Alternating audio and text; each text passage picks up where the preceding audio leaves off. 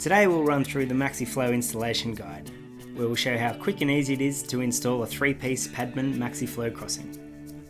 Today's install is a drainage crossing that needs to be both wide enough and strong enough for heavy farm machinery, but the installation process is the same for the larger MaxiFlow 1800 in different applications.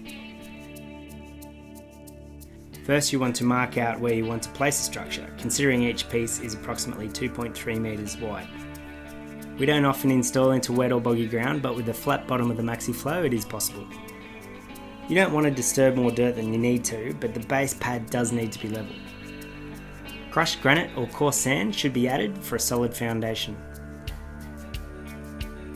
The base should be compacted 2 inches below the bed of the drain or channel to accommodate for the thickness of the base of the MaxiFlow.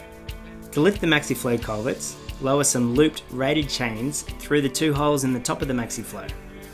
Spear a strong metal pipe or bar through the 2 loops inside the MaxiFlow culvert and use a crane or tractor to move carefully into place. When placing the MaxiFlow culverts, always start from upstream and work your way downstream. The first section is always the MaxiFlow male section, followed by the centre sections and the MaxiFlow female section on the downstream end. This ensures the collar always fits over the spigot, ensuring easy placement and much better sealing. Nudge all of the sections hard up against each other. To assist the placement, you may want to slightly offset the legs of your chains or use a crowbar to lever into place.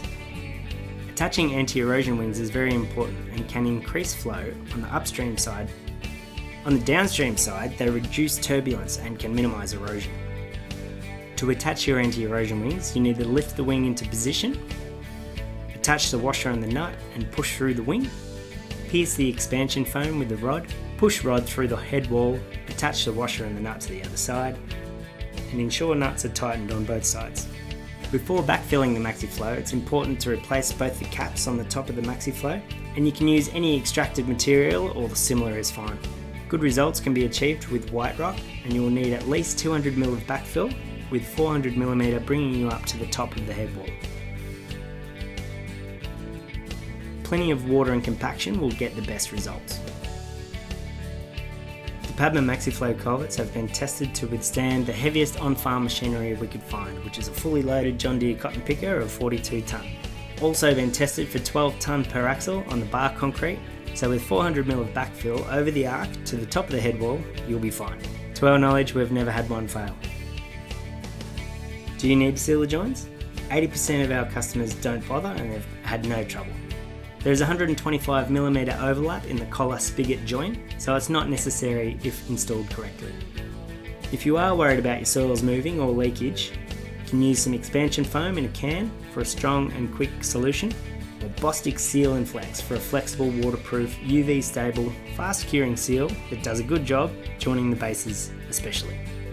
Do you need wings? Yes. Upstream it can increase the flow, and downstream it reduces the turbulence and minimises erosion. The flat base of the MaxiFlow allows for fast and easy installation, with the low profile of the culvert allowing high flow and minimal silt build-up. Please contact for more information on the installation process or the benefits of the Padman MaxiFlow bridge culvert.